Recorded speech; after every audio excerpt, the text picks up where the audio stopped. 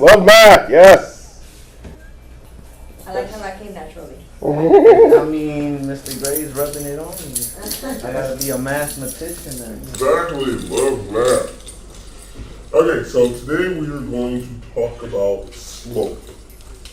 And we'll cover it today, and then we'll get a chance to look at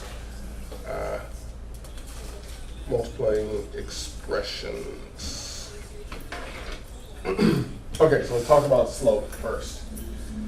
All right, so slope is something that's pretty straightforward. When you have a straight line, it's either going up, going this way, going down, or it's going this way. Okay, so we call that the slope. And it's essentially, you think of it as moving from this way to this way. You're either going to go up level, go down, or you're going to go straight up and down. Okay. To figure out slope, we have to look at points on a line. So let's do this. And we primarily do this in algebra, where we have our y-axis here. We have our x-axis here. We have the origin here, which is 0. Okay. So sometimes we have a line that, let's make some.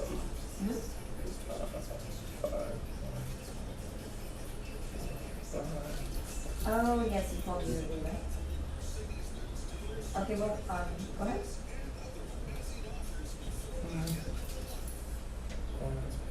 Okay, so we're here probably in an hour. Okay.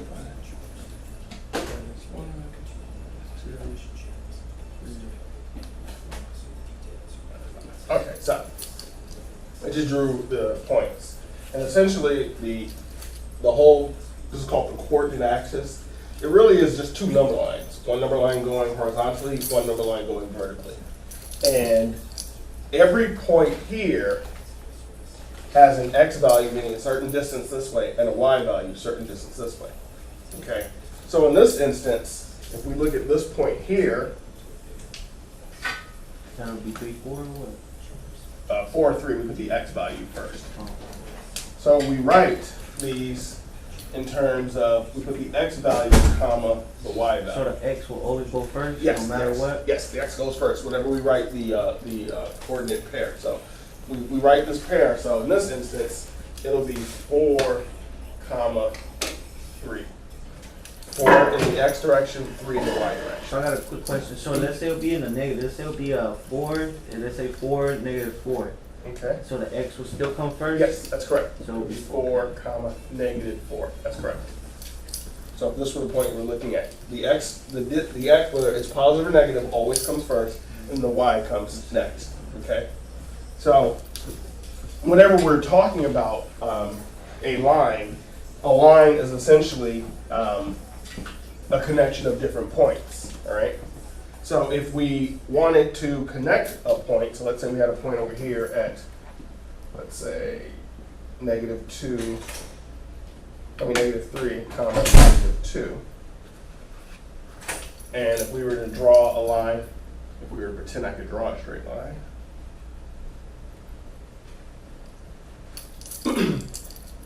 every 2 points, there's a straight line that goes between them. Okay? And there are other points along that line. So there are points here. So, and then they don't necessarily have to be even numbers. So you can end up with something like 2.3, 2.4, something along those lines. So we have an infinite number of points, millions of points on any given line. But oftentimes we're only interested in 1 or 2 points. Okay? To find the slope of a line, what we do is we look at 2 points, any 2 points that are on that line. Okay, so we'll say point 1 will have an x value and a y value. And I'm putting a little 1 there because it's point 1. Point 2 will have an x value and a y value. Now, this is not an exponent, it's just a marker, a subscript, so that we know which point we're talking about. Otherwise, we can be confused which x we're talking about. So if it's 0.1, we do x sub 1, y sub 1. So we just have a little 1 next to it, okay? To find the slope of a line that has 2 points, slope we write with an m, and I think there's some sort of reason why we do, but I can't remember what it is. And what we do is, to find the slope of any line, we subtract the y's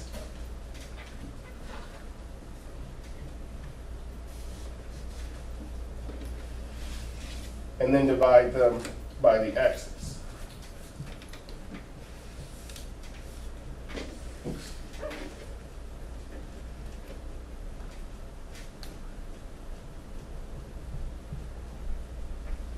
And it really doesn't matter what order we subtract them in as long as we do it the same way.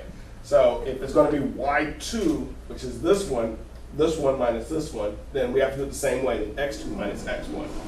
If we want to do it the other way, we want to do the top one, the 0.1 minus the 0.2 would be y1 minus y2. But if we did it that way, we have to also do x1 minus x2. So that's how we find the slope. So that's how you find the slope. You subtract the y's divided by the subtraction of x's, but you have to do them in the same order.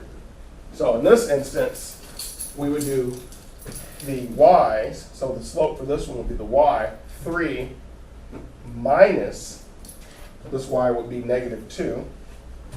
Notice I put the -2 in parentheses because we're subtracting it, over 4 minus -3. Okay?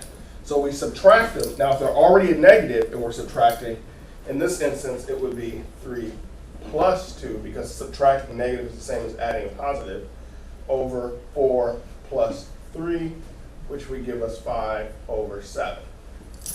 Now I could have done it the other way as well, and we would have gotten the same answer.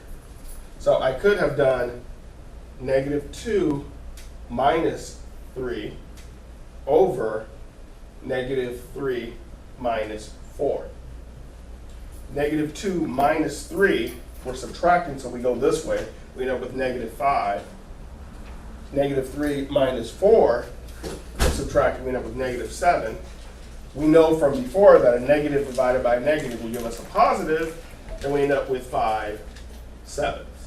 So either way we subtract, we get the same answer, as long as we do it consistently.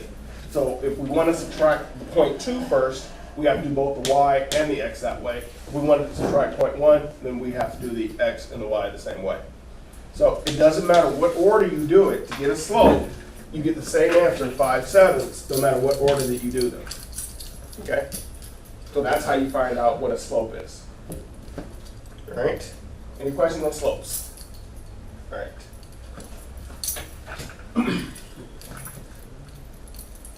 So let's talk about a line.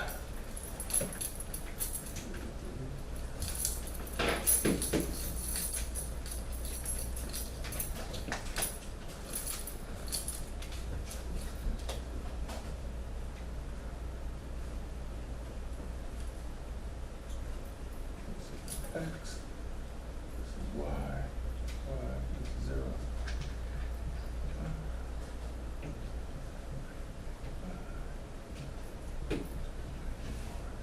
Not even. When you make the, kind of want to make sure they're about the same spacing apart. Just makes life a lot easier.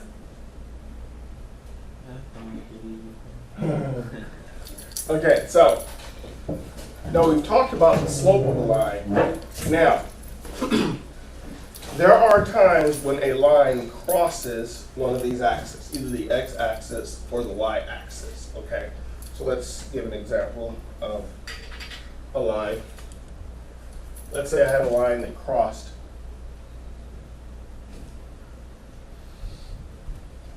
here. That's my line. Okay, so whenever it crosses the x-axis, let's look at the points where it crosses. Okay, so this point, we've gone over none, or 0. So that's going to be 0, and we went up 1, 2, 3.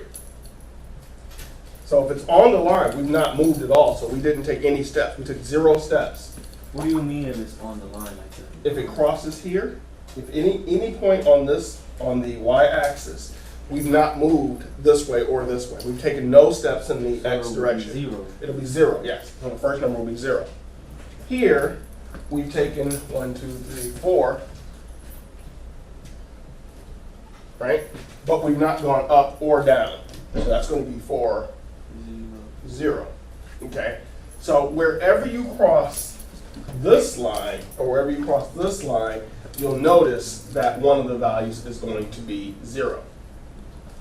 And so we can think about it as where it intercepts the line, that's where it's going to be 0. Okay? So this is called the y-intercept. So the y-intercept is where the line crosses the y-axis. The x-intercept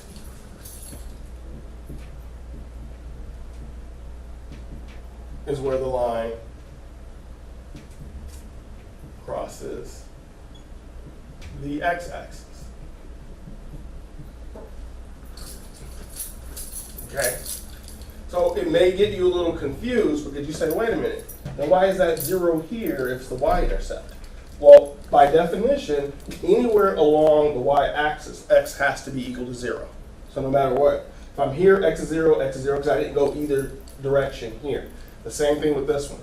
Okay, I didn't go up or down. So those are our intercepts. And those are going to become important later on when we start talking about lines. Okay? Let's see. Is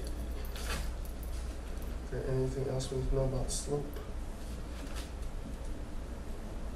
I think that is... Okay. There's one more thing they can tell you. All right, so if we're looking at a line, anybody, any questions on the intercept or slope? All right, so if we're looking at a line, we can figure out its slope the way we just did, but we can also figure out the slope by looking at what's called the rise over the run. And that's essentially how far up we go and how far over we go from one point to the next. So since we already have these points here, all right?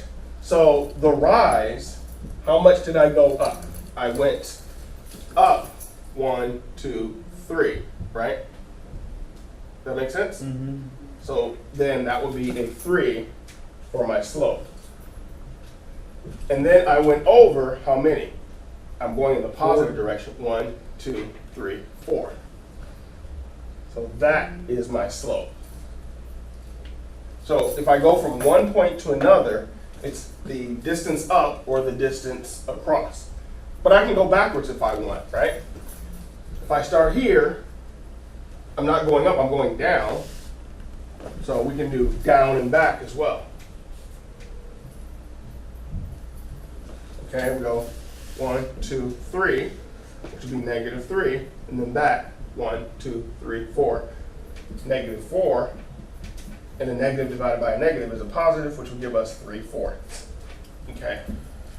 So if you're given a line, all you have to do is essentially walk from one point to the other point. Just remember, the rise or the vertical movement is always on top. The horizontal movement or the run is always on the bottom, and you can figure out your slope. Okay.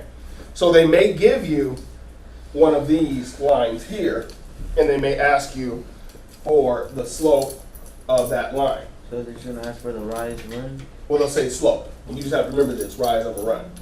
Something else they may do is they may give you a graph and ask you for what equation that graph. Okay? So before we get into that, let's talk about the slope intercept form.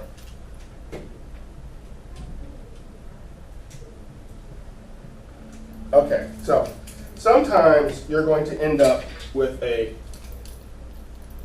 equation like this. It'll be something like y equals 2x plus 6, or y equals 1/4 x minus 8. If the y is by itself, you have some number in front of the x, and in the whole number by itself, that's called the slope-intercept.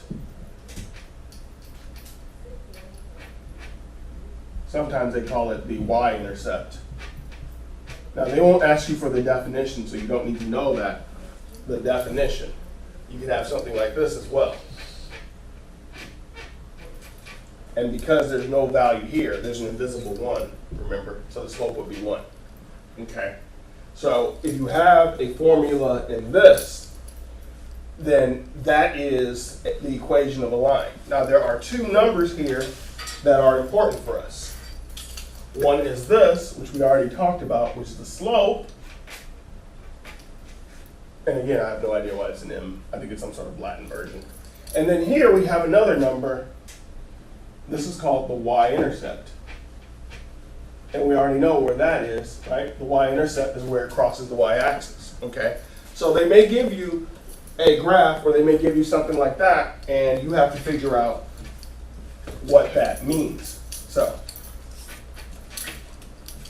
let's look at an example. All right. Let's look at an example.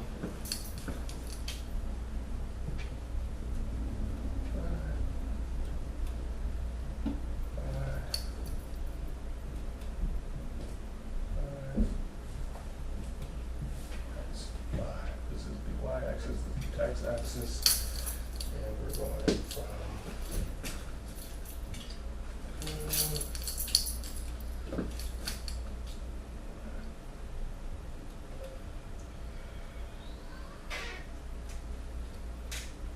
okay.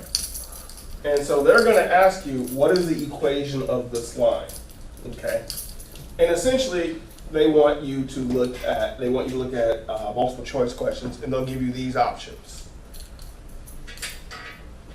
So let's look. We have y equals 2x plus 4. Y equals 2x minus 4. Y equals 2x plus 2. Y equals 2x minus 2.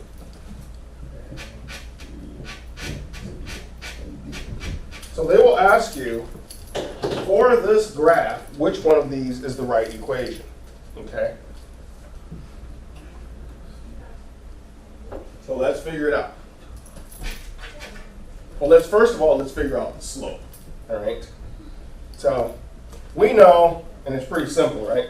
All of them are 2x, so all the slopes are 2. So we have to assume that the slope's going to be 2. But let's just double check. Does that make sense?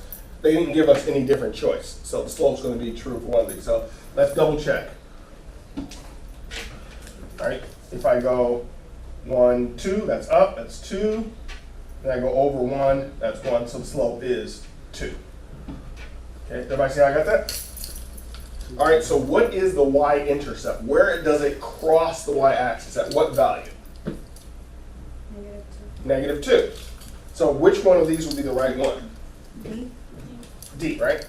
Because it crosses at -2. The y-intercept, if it were positive, it'd be up here. If it's negative, it's down here. So what they will do is they'll give you a graph like this and say which one is the right one. And all you have to do is look at the slope and look at the y-intercept, and you'll be able to figure it out. Sometimes they may give you an equation and ask you to figure out the slope. It works the exact, actually figure out the graph. It works the exact same way. Okay? So this is the slope-intercept or the y-intercept form. And the key to remember for the y-intercept or the slope-intercept form is the y is by itself, everything else is on this side, and the x is a simple x. It's not x squared or x to the third or x to the fourth. It's just a simple x. Okay, so if the y is by itself and you have a simple x, then that is in the slope-intercept form, and you can figure it out from there. Sometimes you'll end up with something like y equals 2x. and there's nothing here. That means No. that's plus 0, right? So that means it crosses here at the 0 point. That makes sense? Okay, so if there's nothing there, that means it crosses through the origin or at the 0 point. Okay. All right, let's talk about any other questions about this kind of graph or slopes. All right, so let's talk about the graphs of other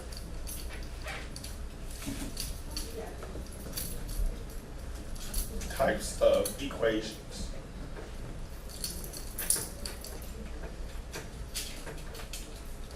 Okay, so sometimes you may end up with something like y equals x squared, or it could be y equals 2x squared, or y equals 1/4 x squared plus 8. Okay? The shape of these are always what's called a parabola. And all that means is both arms are facing up, like a touchdown. So if the square is like a touchdown. Now sometimes it could be shifted over, it could be down like this. Sometimes it could be over here, depending upon how you move. Sometimes if the number in front of the x squared is negative, then it just points down. Okay? So if the coefficient or the value in front of the x is positive, it points up. If it's negative, it points down. But in either way, whenever you have an x squared term, the shape is always going to be up like that. If you have something like y equals x to the third, then the shape is like this. One up, one down. Okay? So typically, odd values have one up and one down. Even values have two up. So like a y to the fourth might look like a w or something like that. So if you have an odd value, it has one arm up. If you have an even value, it has two arms And up. those are, what are the name of those slopes? Regular slopes? Well, these aren't slopes. They don't have slopes because they're not straight lines. These are just these are graphs of quadratics. Okay. So there are not too many questions like that, but what they will do is they will ask you something to the effect of which one of these. So I'll give you a bunch of different graphs. They'll give you a bunch of different graphs and say which one is an x squared graph. So they'll do something like this. They'll say, we have one graph like this, we have another graph like this, we have another graph like this, and we have another graph like this. And they'll say which one is an x squared. So we know it's not this one because this is a straight line. We know it's not this one because it's a cube, one up, one out. We know it's not here because it's a point. So this will be the one. So that will be what they're doing. So they want you to understand that the shape of a quadratic or a square is like that. So a u is x? Yeah, x squared. If it's x squared, it's a u. This is something different. Okay? Any questions on shapes? Already gave inequalities. Okay. All right. Any questions on shapes or anything? All right. So now let's. In a prior lesson, we talked about multiplying exponents, and so I'm just going to review those right quick. So if I have some value, let's say I have a. Let's say I have a to the power of m times a to the power of n. If the bases are the same, we can add the exponents. A to the power of m divided by a to the power of n. If the bases are the same and we're dividing, we subtract the exponents. If you have a to the m raised to the power of n, we then multiply the exponents. If we have a to the negative m, that's the same as 1 over a to the m. So we covered that in the prior lesson. And you can find that on our YouTube channel, by the way. So those are how we multiply with exponents. So if we had 3 to the 4th times 3 to the 3rd, that would give us 3 to the 4th plus 3 equals 3 to the 7th, like that. Okay. Now sometimes they give us a bunch of different things. They sometimes give us something like this. 4x squared y to the 4 z to the 3rd times 2x y to the 3rd z. Okay? And they want you to simplify that. Okay? Since we're multiplying all the terms, we just multiply like terms. All right? So we do 4 times 2, which will give us 8. X to the 2nd power times x, and if it's just a plain x, and then we know there's an invisible 1 up there, will give us x to the 3, because we just added 2 plus 1. Y to the 4 times y to the 3 will give us y to the 7. Z to the 3, again we have an invisible 1 here, times z to the 1 will give us z to the 4. So when we have expressions like this, we simply just multiply the like terms, okay? And then we add following the rules there. Same thing would happen if we were to divide.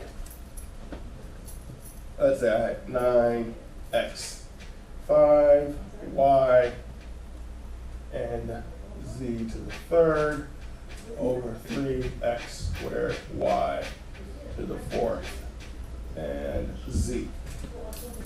Okay? Here we have 9 divided by 3. Is 3. X to the 5th divided by x squared will give us x to the 3rd, right? Y to the 1 divided by y to the 4. It doesn't matter. We'll just subtract those two. So when you divide or subtract it? Yes, when you divide and subtracting. So that's going to be 1 minus 4 will be negative 3. And then z to the 3rd divided by z to the 1 will give us z squared. Okay. Now, something that also is true is if I have 1 over a to the minus m is the same as a to the m. So we can go backwards and forwards. So here, if you notice, I've got a to the minus m, it goes to the bottom. I've got y to the negative 3rd. That would go down to the bottom, so our answer would then be 3x to the 3rd, z squared. The y would then move down to the bottom and become positive. Okay? So if you have a negative exponent in your numerator, you move it down to the denominator, numerator being the top number, move it down to the denominator, the bottom number, and change it to positive. If you had a negative in the denominator, okay, you move it to the numerator, the top number, and make it positive. Okay? So negative always gets flipped to the other side. So in this instance, this would be our answer. Okay, so they'll give you some of these guys, and you have to simplify them. But this only works as long as everybody's being multiplied. All right. We'll talk about when they're being added a little bit later. Okay. Any questions on that?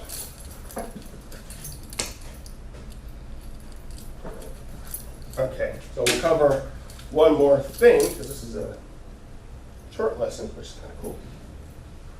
Once you guys get all that down.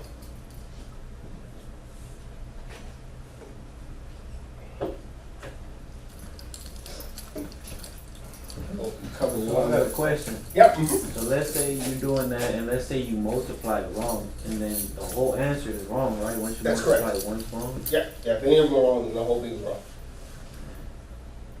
That's why I like multiple choice.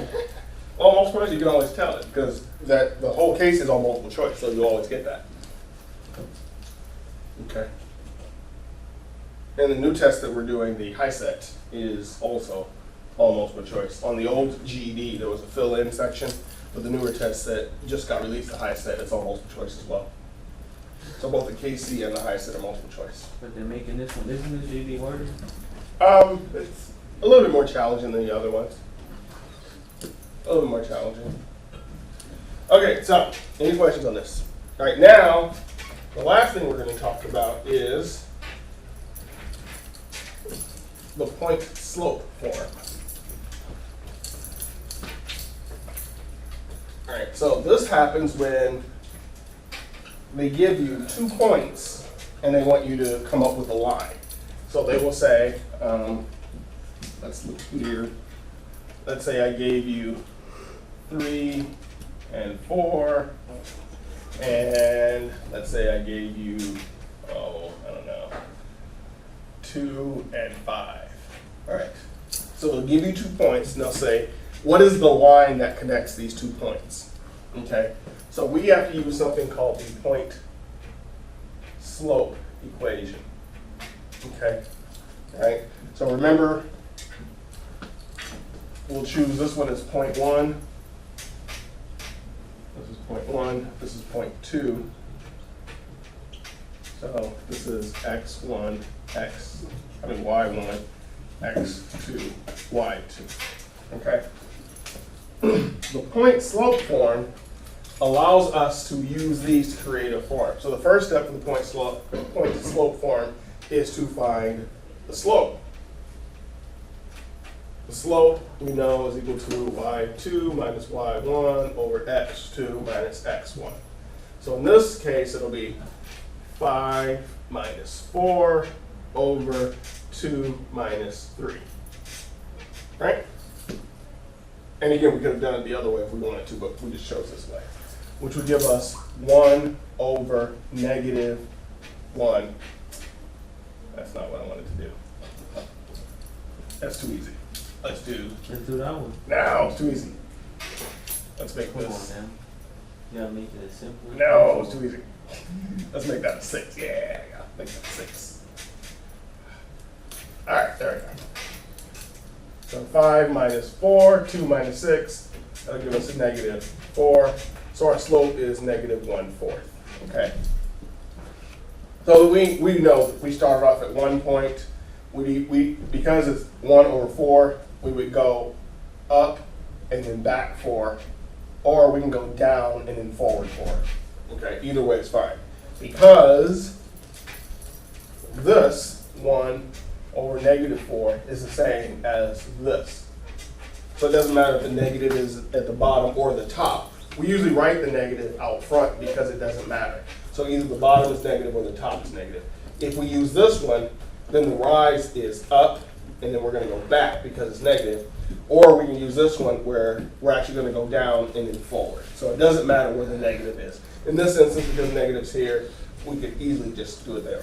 All right, so we know what our slope is. Now, here's the formula. We use the variable y minus y1 equals the slope times x minus x1. All right. So I'm going to put these guys in blue because we're going to leave them as variables. Okay. So they're just going to stay as they are. We're going to plug in our slope here. We're going to plug in y1 here, and we're going to plug in x1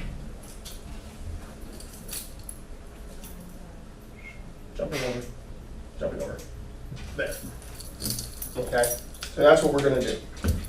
So we're going to say y, which we're going to leave the same, minus y1, y1 is equal to 4, equals m, which we said was negative 1/4, times x, which we leave as an x, minus x1, which is 6. Okay, so the point slope form, we actually save these two variables and we plug in numbers for everything else. And we already have the numbers, right? We chose this one as 0.1, we chose this one as 0.2. This is x1, this is y1, this is x2, this is y2. The first thing we do, we find the slope, and we can plug it in here. The other two numbers we already have, y1 and x1, we plug in. Okay? So now, we can easily solve the rest of this problem. We know from our prior lessons, which are on our YouTube channel, by the way, that we can use the distributive property here.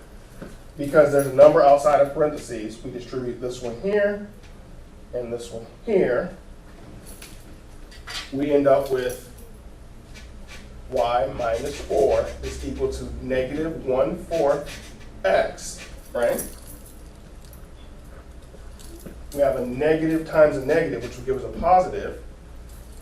6 times 1/4, 1/4 times 6 is the same as 1/4 times 6 over 1, which is that. 1 times 6 is 6 over 4. We can reduce that, all right? We can divide the top and the bottom by the same number. 2 goes into both. 6 divided by 2, and then 4 divided by 2. So right now we have y minus 4 is equal to negative 1/4 x plus 3 over 2. Okay? So that's so far what we've got. But that's not in that other form we talked about. Remember, we want the y by itself.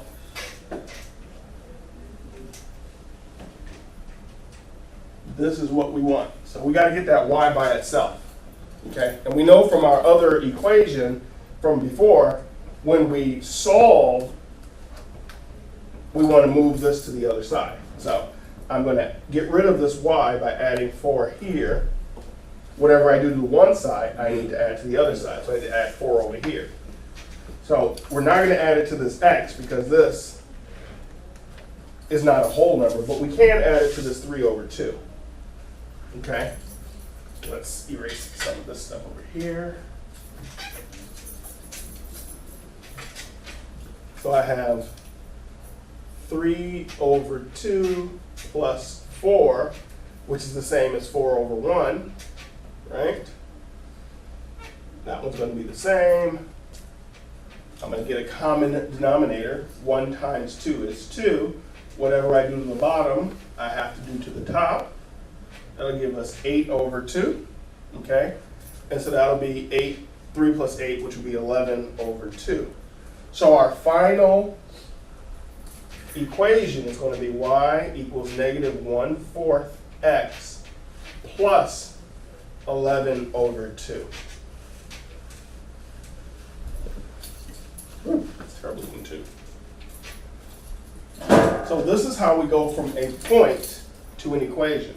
First we have to find the slope, and then we plug it into this point slope form. We simplify it, move the y to the other side, and that's how we end up with an equation. So they may give you a point. So the things that you're going to have to know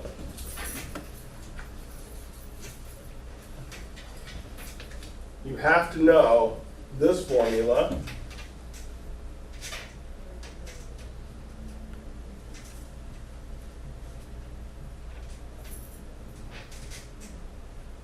And you have to know this formula.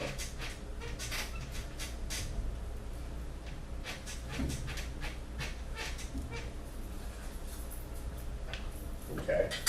And just so that you remember, these two stay variables. Everybody else is a number. Okay, we plug these two, we just leave as they are. Everybody else we plug in. We know what y1 is because we've chosen it. We know what x1 is, and we know what m is because we calculated it. Okay, so these are the equations that you need to know when you're dealing with lines and points. All right, so those you will have to calculate, and you will need to know for those. Let's see, covered percents, covered averages.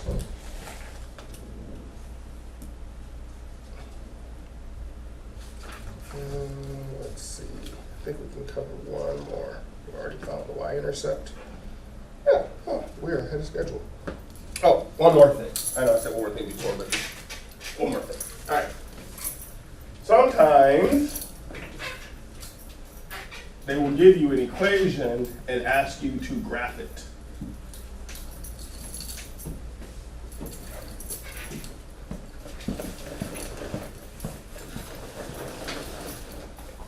So they will give you an equation like y equals 2/3 x plus 4. And they will say graph that. Okay? The cool thing about equations that have lines that are in this form, we know we only need 2 points to make a line. So we can pick any 2 points we want, okay? So 2 points to make a line.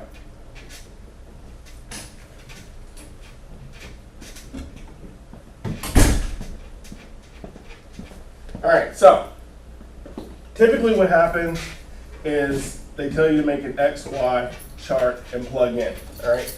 I actually like doing it like this.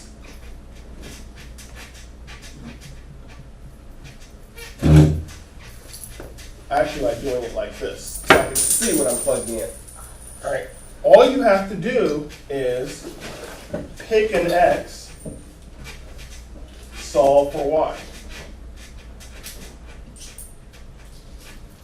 Okay, so we already have Y by itself. If we pick an X, we can just solve for Y. Now you can pick any number you want for X, all right? But whatever number you pick, you have to graph. So I'll give you an example. I could pick 1 for X. That's going to be 2/3 times 1 plus 4. So that's going to be 2/3 plus 4. So then I get a common denominator. I'm going to have some sort of fraction over here. Now I got to graph that, right? I then would have to graph. So we'd have 2/3 plus 4. So that's going to be 2/3. And that's going to be over 1, 3, 12/3, right? And that's going to give us 14/3. So then I would have to come over here. And then I'd have to get my Y, my X. All right, so I would then go over 1 in the X direction and then 14/3 in the Y direction. All right, so I know that there's 1, there's 2/3, there's 3/3. I don't want to do all that. I get to pick the X's that I want. So I'm going to pick something that makes my life easy. I don't want to have to graph 4/3. I know that anything multiplied by 0 becomes 0. So I'm going to pick 0 here. 2/3 times 0 plus 4. 2/3 times 0 is equal to 0 plus 4 gives me 4. That's really easy to graph, right? I go over 0 and then up 4. That's really easy to graph. So I pick values that make it easy. I can pick anything I want. I can pick 2,000 if I want, but I don't want to pick something that's harder to graph. The other thing I know is if I pick a number here that can be divided by 3, I can cancel that number out. So I'm going to pick 3. 2/3 times 3, or 3/1, plus 4. I know that's going to cancel, that's going to cancel.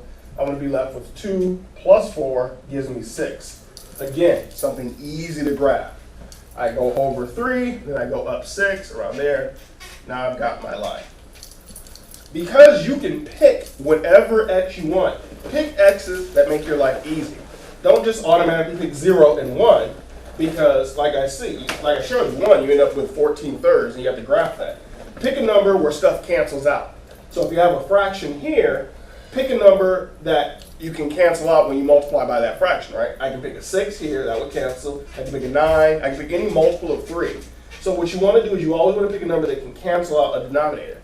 The same thing when you're doing any type, if you have a decimal, you want to pick a number that's a multiple of 10.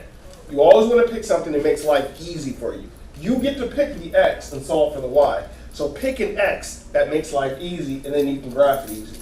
Okay, does that make sense? None of my X's make my life easier. X's always make your life easy in algebra. In the real world, I don't know. But in algebra, X's make your life easy. In the real world, can't speak to that. Any questions on that?